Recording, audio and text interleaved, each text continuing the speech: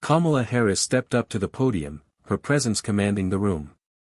The atmosphere was thick with anticipation, everyone knew this would be a showdown. But what they didn't expect was how fast the tables would turn. Lindsey Graham opened his mouth, ready to launch into his usual rhetoric, the same tired talking points that had plagued every debate he'd ever been in. But before the first word even left his lips, Kamala cut him off. "Let's be clear," she said, her voice steady, yet razor-sharp, "you've been defending a broken system that only serves the powerful, while millions of Americans continue to suffer. You've turned a blind eye to the truth, and now, the American people are seeing through your lies." The room froze. Lindsey Graham was momentarily speechless, his mouth opening and closing, but no words coming out. Kamala's eyes locked with his, and for the briefest of moments, the world stood still. The tension was electric, and everyone felt it. She hadn't just interrupted him, she'd put him on notice. She had framed the debate not as a battle of policy, but as a battle for the soul of the nation. The crowd, at first silent in shock, exploded in applause. The energy shifted in an instant. Graham's face flushed, the reality sinking in. He hadn't even begun to speak, and already, the game had changed. Kamala Harris was in control. The weight of her words hung in the air as Graham stumbled for a response. He opened his mouth, but nothing came. He had been completely disarmed. And in that moment, the entire room knew, this wasn't just any debate. This was something bigger. Kamala Harris wasn't just fighting for her vision, she was fighting for every person who had ever been ignored by the powers that be. And her first blow had already landed. But what happened next? It left everyone questioning everything they thought they knew about politics. This wasn't just any political debate. This was the fight for the future of America. For months, the country had been teetering on the edge, split between two visions of what America could, and should, be. On one side, Lindsey Graham, a seasoned politician with ties to the establishment, a man who had long defended the interests of the wealthy and powerful, had risen to prominence by feeding the fear of change. His rhetoric was as familiar as it was dangerous, more about division than unity, more about power than progress. Kamala Harris had always known the stakes were high. But standing on that stage, feeling the weight of the eyes of millions upon her, it was clearer than ever, this was about more than just policies or laws. This was about what America stood for. This was a fight between the ideals of justice, equality, and progress against the forces of greed, privilege, and stagnation. The country was watching, but more than that, history was watching. Kamala's words were more than just a well-crafted response, they were a reflection of everything that had been bubbling beneath the surface for decades. America wasn't just built on the backs of its elites. It was built by immigrants, by workers, by the dreamers who had fought and bled to make this country what it was supposed to be. And for too long, the needs of these people had been ignored. Kamala was fighting for every disenfranchised American, every person who had been told that their voice didn't matter, every family struggling to make ends meet while billionaires got richer. This moment wasn't just a political clash, it was a reckoning. The policies Kamala advocated for weren't abstract ideas, they were the things that would determine the fate of millions: healthcare for all, climate action, a living wage. On the other side was Graham, a man whose actions spoke louder than his words. He'd voted against healthcare for the poor. He had sided with the fossil fuel industry over clean energy. He had been more than willing to ignore the needs of everyday Americans in favor of his corporate donors. Every piece of rhetoric Graham spewed in defense of the status quo, every time he ignored the suffering of the people in favor of the powerful, Kamala was there to call him out. She knew that the future of the nation rested on this moment. If Graham's vision of America won, the country would stay mired in inequality, divided, and perpetually unequal. But if Kamala's vision prevailed, it could signal a new era, a time when the power of the people was greater than the wealth of the few. And as she stood there, looking into Graham's eyes, the weight of the moment settled over her. This wasn't just a debate for votes, it was a battle for the soul of the nation. This was the kind of defining moment that could reshape the political landscape for generations. Kamala could feel it, the moment when the tide began to shift. This wasn't just about proving who had the better argument. This was about showing America, once and for all, that their voices mattered, that dignity mattered, and that there was more to politics than simply holding on to power. The audience was on edge, torn between the two figures on stage. But the larger question loomed: would this moment be enough? Would Kamala Harris use the power she now had, the spotlight of the moment, to break free from the chains of the past and push America towards something better? With the stakes this high, one question remained: would Kamala Harris use this moment to change the political landscape forever? Lindsey Graham had always been a man of contradictions, a political figure whose career had been built not on a vision for the future, but on a relentless drive for power. He was a man who had mastered the art of political maneuvering, a shapeshifter whose loyalties shifted with the winds of political convenience. Once a self-proclaimed moderate, Graham had watched as the world around him transformed, but instead of evolving with it, he chose to anchor himself to an old, decaying system that had long failed the American people. Graham's rise to power was never a story of principle or passion, it was a story of strategy. He knew when to ally himself with the right people, when to take a stand on issues, and, perhaps most importantly, when to remain silent. His ability to navigate the murky waters of Washington's power corridors was unmatched, and for years, it served him well. He was known for cozying up to the most powerful figures, especially those whose interests aligned with the elite, corporate donors, lobbyists, and the military-industrial complex. When it was in his best interest, Graham could be a staunch defender of the military. When the winds shifted, he was quick to change his tune, aligning himself with whoever held the reins of power. But there was something far more dangerous in Graham's political game.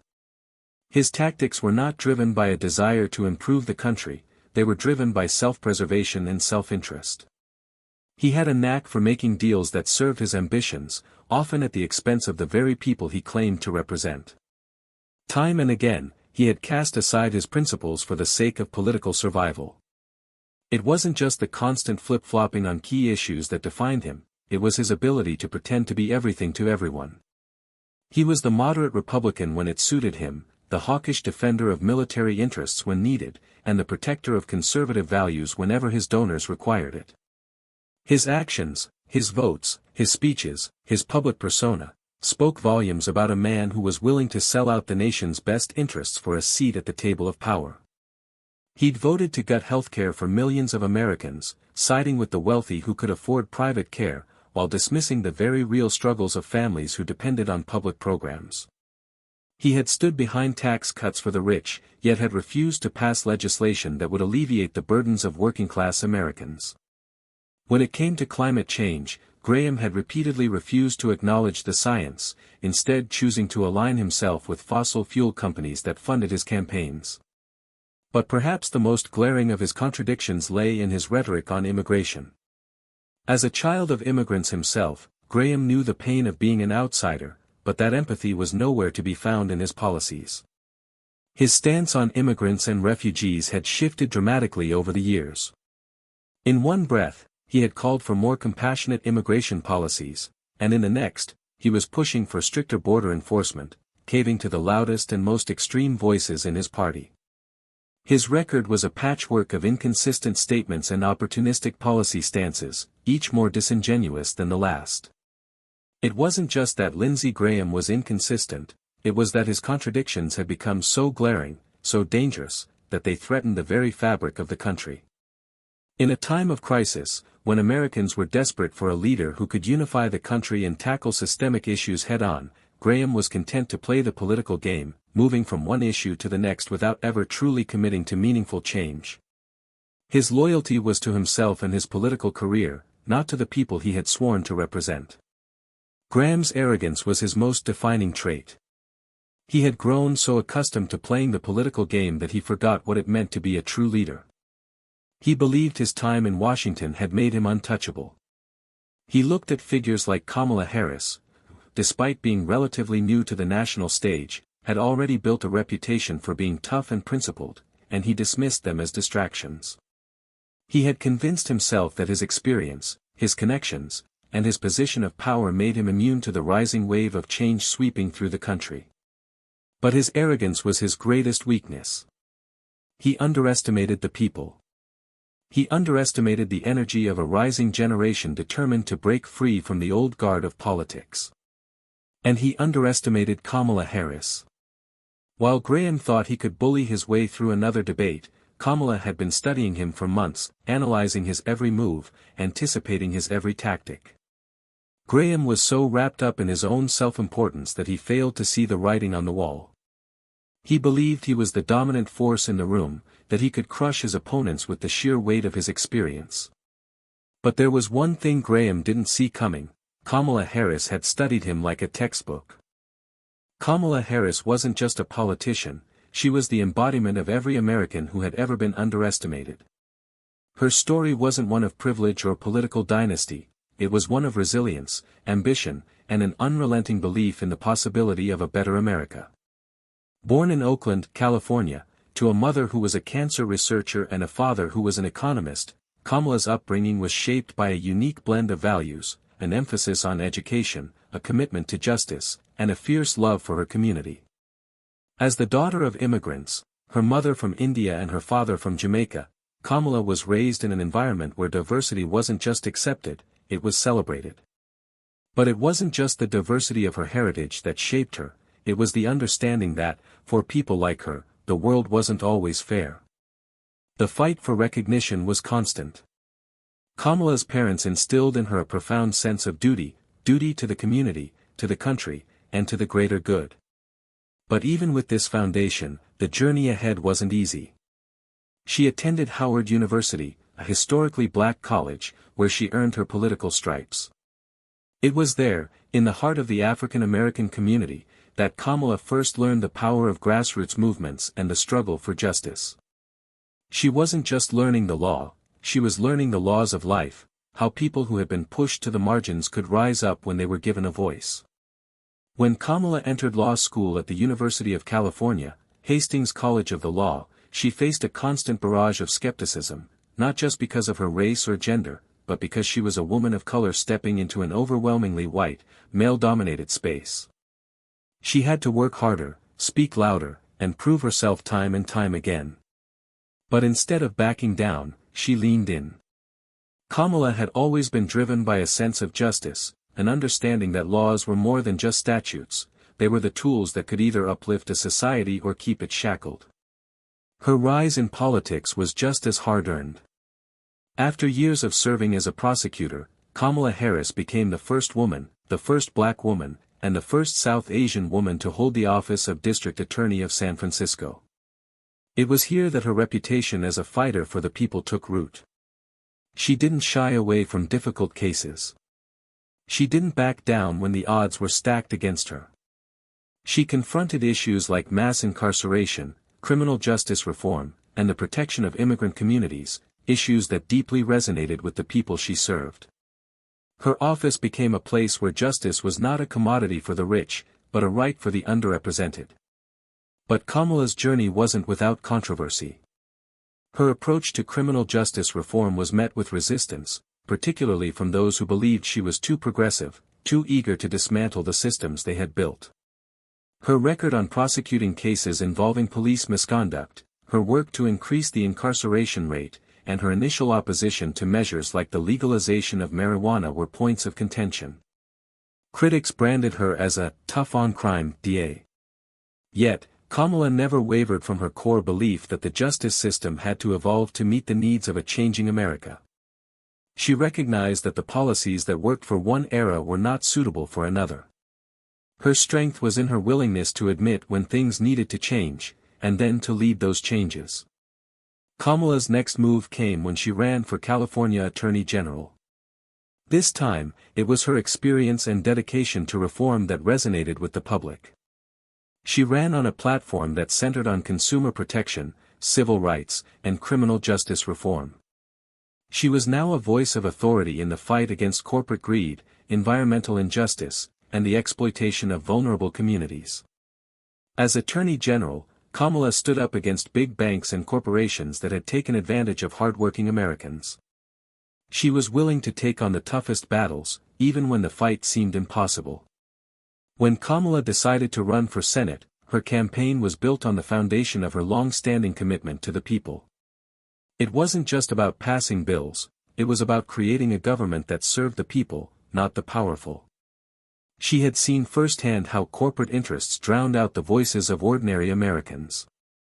She had witnessed the corrupting influence of money in politics. Her stance on issues like healthcare, climate change, and social justice came from a deep understanding of the real-world struggles that people faced every day. But Kamala wasn't just focused on the mechanics of politics, she understood the human element. Her connections with her constituents were personal. She didn't speak in abstractions, she spoke in the language of the people. Her policies were not theoretical, they were practical responses to the lived experiences of Americans struggling with inequality, poverty, and discrimination. She wasn't just there to represent people from a distance, she was there to advocate for them, to fight alongside them, and to give them the tools to fight for themselves. When Kamala was elected to the U.S. Senate, she became a voice for those who had been silenced for far too long. Her strength wasn't just in her words, but in her ability to turn policy into action. As the Senate's first woman of color, she brought a new perspective, one shaped by a lifetime of being underestimated, being ignored, and, most importantly, being undeterred. Kamala Harris was not just another politician with a polished speech and a clean record. She was a woman of the people, a champion of justice, and an unwavering advocate for the values that made America great. She had lived the struggles of those she represented. She knew what it was like to fight against a system that was rigged from the start. And she had fought, not just for herself, but for every person who had ever been told they didn't belong, that their voice didn't matter. She wasn't just a politician, she was the embodiment of every American who had ever been underestimated.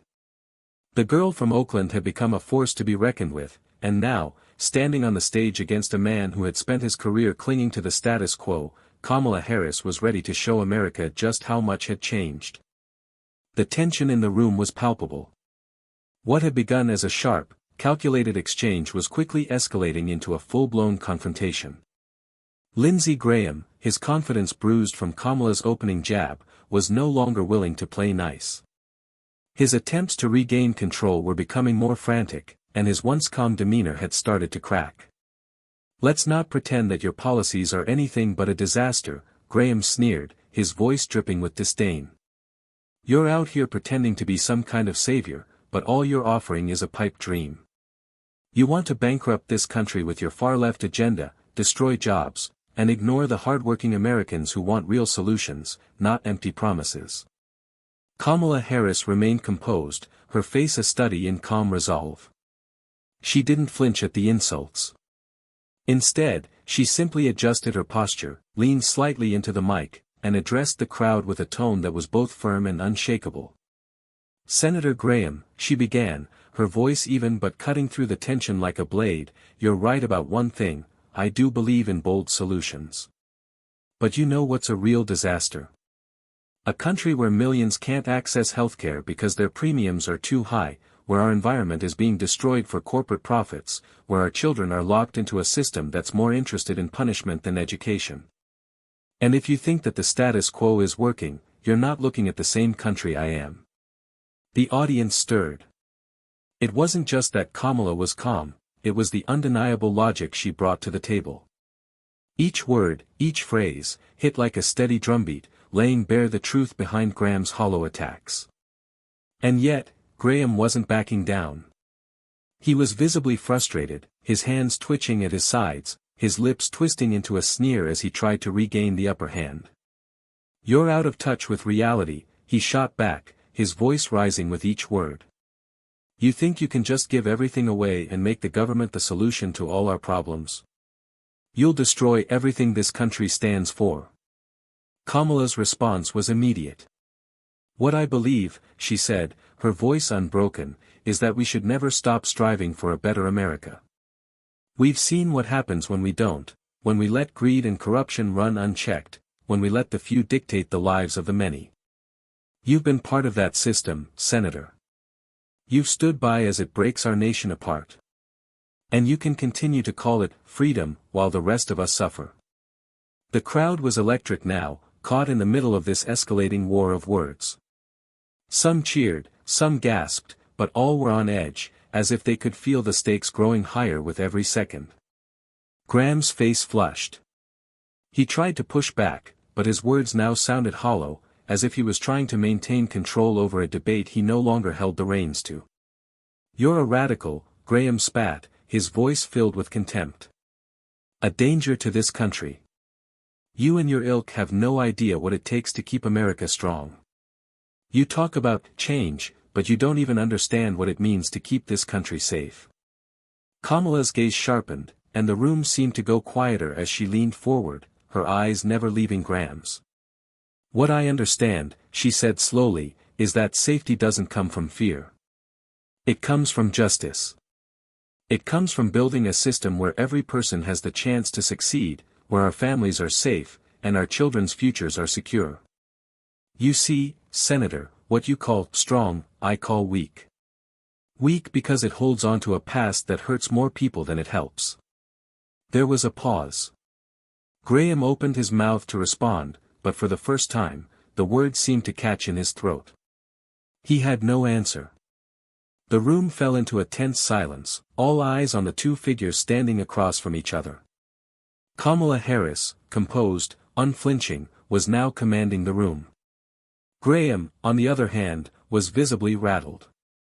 His usual bravado, the smirk that often accompanied his most forceful arguments, had begun to fade.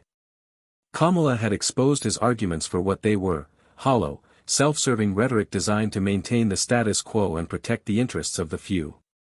And Graham, once the seasoned politician who prided himself on his ability to turn any conversation in his favor, had suddenly found himself cornered. His attempts to undermine her were crumbling in the face of her steady logic and moral clarity. The audience could feel it. The power had shifted. The moment of truth was coming, and when it came, no one could predict how devastating Kamala's response would be. The room was buzzing, an electric charge in the air as Kamala Harris and Lindsey Graham stood locked in an ideological battle. The tension had reached a fever pitch. Graham's attacks had been sharp, but Kamala had kept her composure, pushing back with fact and logic. Yet, it was clear the game had shifted. Graham, once so confident, was now visibly rattled. Kamala could feel it, the moment when she had to push harder, expose the cracks in his facade. This wasn't just about winning the debate. This was about exposing the truth. And she wasn't going to hold back any longer. "You want to talk about safety, Senator?" Kamala said, her voice unwavering as she addressed the room. "Let's talk about what's actually making America unsafe. You keep telling the American people that your way is the only way, but the truth is, your way has failed us. Your rhetoric, your policies, they've put us in a place where the wealthy get richer, the corporations run the show, and the rest of us are left to fight over the scraps." She paused for a moment, letting her words hang in the air, letting Graham absorb them. The crowd had gone quiet. They were hanging on every word. "You keep claiming that you're fighting for the people. But the people have seen through you, Senator. They see the hypocrisy in every vote you cast, every speech you make. You say you're for law and order, but when it's time to actually protect the most vulnerable, you turn your back." The cameras zoomed in on Graham's face, his expression shifting from confident to defensive. Kamala had found her opening, and she was about to drive the knife in. Take healthcare, for example. You voted time and time again to deny millions of Americans access to the care they need. You want to claim that you're protecting the free market, that your stance on healthcare is about freedom. But let's be honest, Senator. What you're really protecting is the profit margins of the insurance companies. You've spent years defending a system that leaves working families in the lurch, while the rich can afford the best care money can buy. Kamala stepped forward, her eyes locked on Graham's, and she delivered the next blow with precision. You've told us time and time again that you're against big government, but you've turned a blind eye to the corporate greed that's running this country. You don't want government interference in business, but you're perfectly fine with government interference in people's lives, telling women what they can and can't do with their bodies, blocking healthcare for the most vulnerable, and shoring up tax cuts for billionaires while the middle class continues to suffer. Graham's lips twitched, but Kamala wasn't done yet. She could feel the crowd leaning in, waiting for her next strike. The air was thick with anticipation, and for the first time, Graham wasn't just defending his policies, he was defending himself. His mask was slipping. "Don't you dare stand there and lecture us about safety, Senator," Kamala continued, her voice calm but cutting through the air like a laser. "Because the real danger is your complete disregard for the people who are struggling, who are dying for a chance at a better life. Your policies have left them behind, while you've gotten rich off their backs. And you've got the gall to claim that you're the one keeping America safe. From what, exactly? From progress? From justice?" She took a step back, allowing the weight of her words to sink in. The room was dead silent now, every eye on Graham, every ear waiting for his response. But none came. He opened his mouth, but nothing came out. The silence in the room was deafening. Kamala didn't need to raise her voice. Her calm, controlled delivery was more powerful than any ranting Graham could muster. She was in control now. "You want to talk about strength?" she said, leaning in just a little closer. "Strength isn't about putting your boot on the neck of the weak. It's about lifting people up, about creating a system where everyone has the opportunity to succeed. But that's not what you're offering, Senator. You're offering a continuation of a broken system. A system that only serves the powerful while leaving everyone else behind. And you want us to buy into that? You want us to believe that this is the best America can be?" Graham's face had turned red. He could feel the crowd turning on him, the air thick with tension. He tried to gather himself, but Kamala wasn't done. "You talk about America like it's some kind of perfect ideal that can never be challenged," she said, her voice rising slightly, but still composed. "But what America really stands for, what makes it great, is the constant fight for justice, for fairness, for equality. And you, Senator, have spent your entire career working against those ideals. You fought to keep the system stacked against the people who need it most. And now, when the people finally rise up and demand change, you're the one standing in the way." The audience was on fire now, clapping, cheering, the room buzzing with energy. Kamala's words had cut through the noise and exposed Graham for what he was, a defender of a broken system, a man whose policies had only ever served himself and the powerful few. Graham shifted uncomfortably, his posture weakening. He had nothing left to say. The room was no longer with him. And Kamala could feel it. She could feel the shift. But there was one thing Graham didn't expect, and it was something that would shake him to his core. Kamala wasn't just here to win a debate. She wasn't just here to win over a crowd. She was here to change the future. And she had just fired the shot that would leave Lindsey Graham scrambling for a way out. The moment Kamala Harris dropped her mic and walked off the stage, the world erupted. It wasn't just a victory in the debate hall, it was a seismic shift in the political landscape, one that reverberated through social media, news outlets, and the streets of America. The aftermath was instant, and its shockwaves spread across the nation in real time. On Twitter, hashtags exploded like wildfire, hashtag Kamala owns it, hashtag Harris wins, hashtag Graham got burned. Within minutes of the debate ending, the trending topics were dominated by millions of tweets dissecting the debate in minute detail. Political pundits, activists, and everyday Americans were weighing in, sharing their thoughts, their reactions, their unfiltered opinions. It was a social media frenzy that hadn't been seen in years, a viral moment that had everyone talking. Memes flooded the internet, mocking Graham's bluster and contrasting it with Kamala's calm, unflinching resolve. There were countless videos of her mic drop moments, slowed down for dramatic effect, accompanied by captions like, "This is how you destroy a political career." Popular accounts tweeted side-by-side comparisons, on one side, Graham's red-faced bluster, on the other, Kamala's composed, precise dismantling of his arguments. Each meme, each tweet, only further cemented the narrative, Kamala Harris had won, and Lindsey Graham had been exposed. The online community was divided, as it always was in today's hyperpolarized political environment. Progressive voices were in a state of euphoria. Finally, someone who's willing to take down the corporate-backed, establishment politics that have held us back for decades, one tweet read. Kamala Harris just shut him down. That was the fight we've all been waiting for, another said, followed by hundreds of retweets.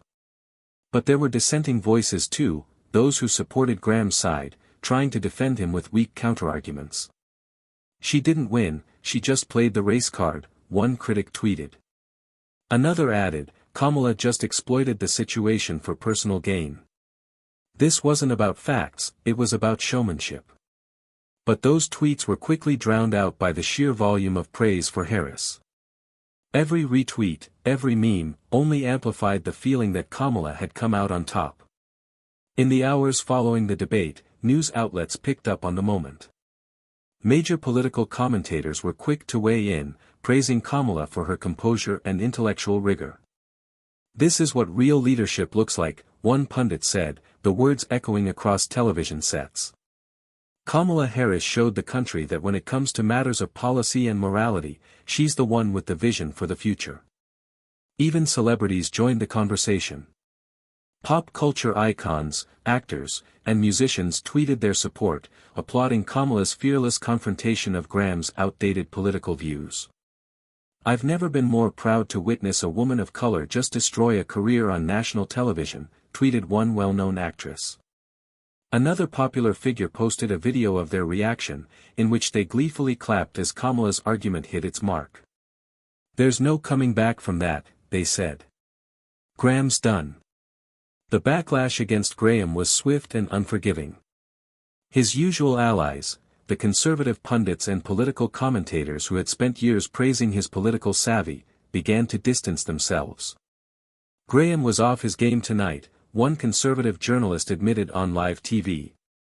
His usual bluster couldn't mask the fact that Kamala had every answer and every statistic ready for him. The cracks in Graham's armor were no longer just visible, they were widening, and the country was taking notice. His attempt to push the narrative that Kamala was an extremist fell flat, especially after her calm, fact-driven dismantling of his every talking point. And the more the debate was analyzed, the more it became clear, Graham had underestimated Harris. He had underestimated the power of a candidate who wasn't just there to win votes, but to challenge a broken system. But the ramifications weren't just confined to the debate stage. Behind the headlines, grassroots movements across the country began to organize, galvanized by Kamala's words and her fearless stand.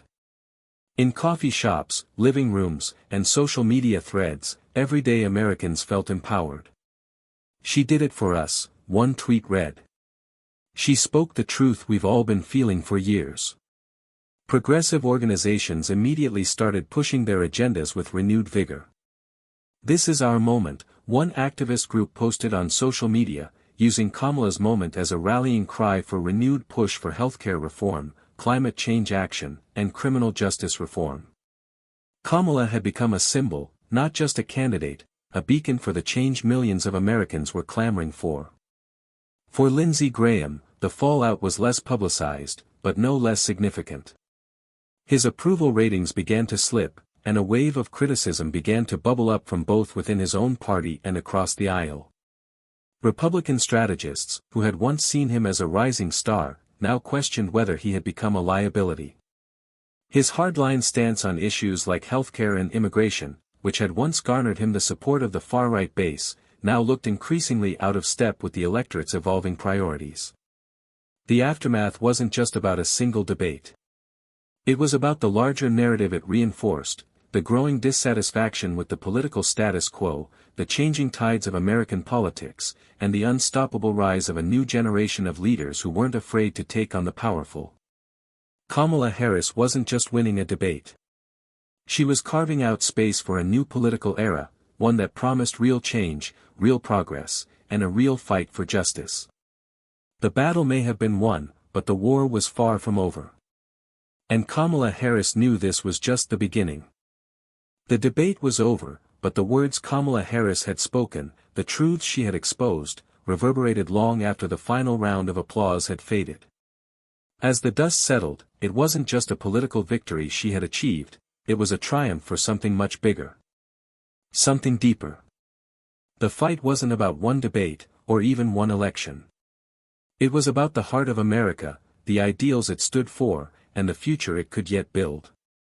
Kamala Harris stood at the podium, the applause still echoing in her ears. The debate had already played out across the airwaves, across every social platform, but now it was time to bring it all back to why she was here in the first place. She wasn't just here to beat Lindsey Graham, she was here to remind America of what it had forgotten. Tonight, she began, her voice strong but reflective, we saw a battle unfold. But it wasn't just a battle of ideas or of policies, it was a battle of values. The values we hold dear as Americans: justice, integrity, equality. These are the values that built this country. These are the values that make us who we are. The room had quieted. The cameras zoomed in. This wasn't a victory lap, it was a reckoning. Many times, she continued, we find ourselves trapped in the narrative of division, divided by race, by class, by background. Some of us are told that our dreams don't matter, that we don't belong, that the system wasn't designed for us. We're told that the only way to succeed is to claw our way to the top, step on others, and bend the truth to our will. But that's not the America I believe in. That's not the America I know. Kamala paused, looking out at the audience, letting her words sink in. She wasn't just speaking to the room, she was speaking to every American who had ever been told they didn't matter, who had been told their voice was too small, their fight too hopeless. The truth is, she continued, her voice steady, we are not a country built on division. We are a country built on the belief that every person has the right to pursue their dreams, to live in dignity, to be treated with respect. This country was founded on the idea that all men and women are created equal. But equality isn't just about words on a page. It's about making sure that everyone has the opportunity to succeed. And it's about making sure that the power of this nation is used to lift up the people, not to keep them down. The crowd was hanging on every word now. This was more than a policy speech, it was a call to action.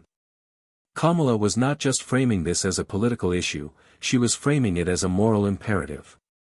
And let's be clear, she said, her tone sharpening, we cannot have true justice when we allow corruption to flourish. We cannot claim to be a land of opportunity when the very system that is supposed to protect us is rigged in favor of the few. The truth is, the fight we are in isn't just about passing laws, it's about passing the torch of justice, dignity, and integrity to the next generation. It's about building a future where no one is left behind. She took a moment, letting the weight of those words settle into the room, before adding, tonight wasn't about one party or one person winning. It was about the people of this nation saying enough is enough. It was about demanding that the truth be told, that we stop pretending that the system is working when so many of us are struggling. It was about refusing to accept a future where hate, division, and dishonesty are the driving forces of our country. The crowd began to applaud again, but Kamala held up her hand, signaling them to stop. This was the moment. The moment that would resonate beyond the debate, beyond the headlines. We have the power to create a better future, she said softly but firmly. But it will take all of us. It will take every single one of us standing up, speaking out, and fighting for what is right. The road ahead will not be easy, but it is a road we must walk together. Because in the end, we are not defined by the wealth we accumulate, the power we hold, or the titles we wear. We are defined by the way we treat one another, by the way we build a future for all our children, and by the way we hold ourselves accountable to the values that make America truly great. She paused, locking eyes with the audience once more.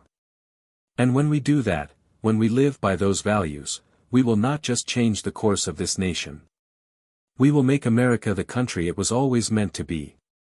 The applause was deafening now, a wave of emotion and agreement sweeping over the crowd. Kamala stood tall, her eyes scanning the room, the energy of the moment wrapping around her like a cloak. This wasn't just about her. This was about all of them. All of America. And for the first time in a long while, it felt like there was a chance, a real chance, that America could live up to the ideals it claimed to stand for. Kamala Harris had delivered more than a victory in the debate. She had delivered a vision, a call to action, a rallying cry for a better future.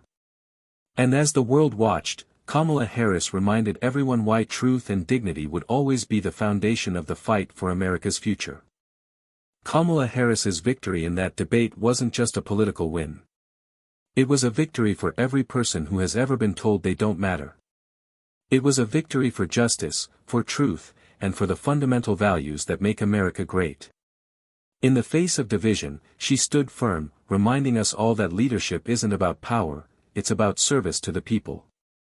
Her message was clear: the fight for a better, more unified America is just beginning.